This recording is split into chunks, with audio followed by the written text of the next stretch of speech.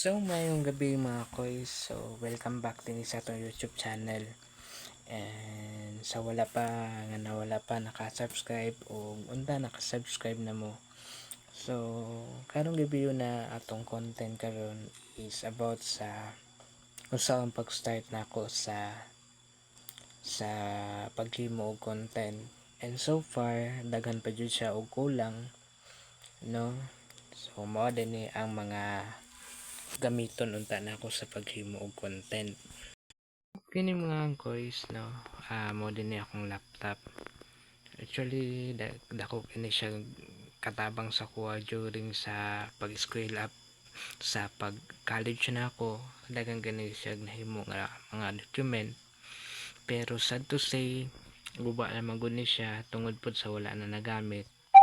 And then okay unta kani siya og kaning kuan system. So ang problema lang ani is kaning monitor niya, no.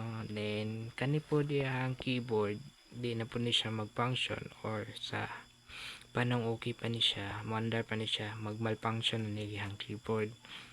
So and then kanina na po tayo kuan sa tawagan niya is 4K Ultra HD nga kuan camera nga pwede nato gamiton usab sa paghimo og content, especially kung natin tuon. So bago lang gid ako ni siya napalit, no.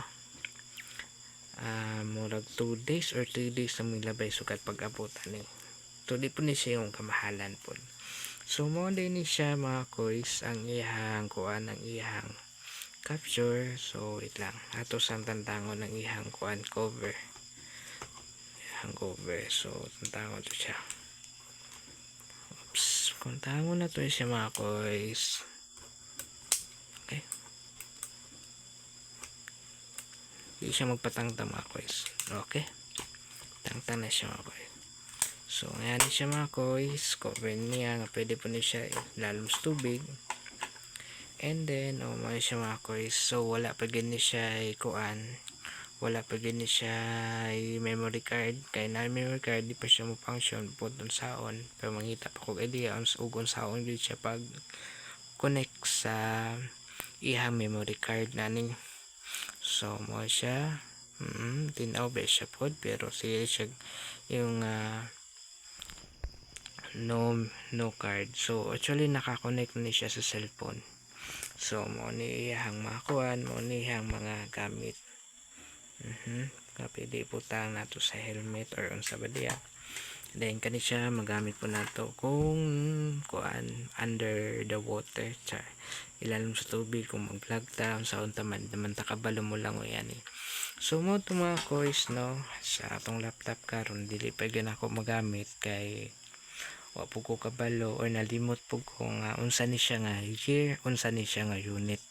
Although dugay-dugay na gid ni siya kay napaman siya desktop dili manggod. Nanay siya butangan og kanang di kuan plaka diri nga part, butangan na siya plaka. And then butangan na og mga flash drive.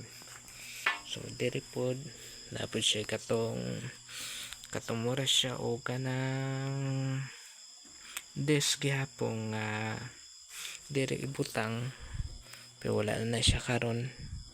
Then SD card. So daghan pa ni siya mga koys nga pwede unta nato gamitan, but sad to say guba na siya, dili na mo function yung monitor. So antos lang sa taning cellphone ning Android.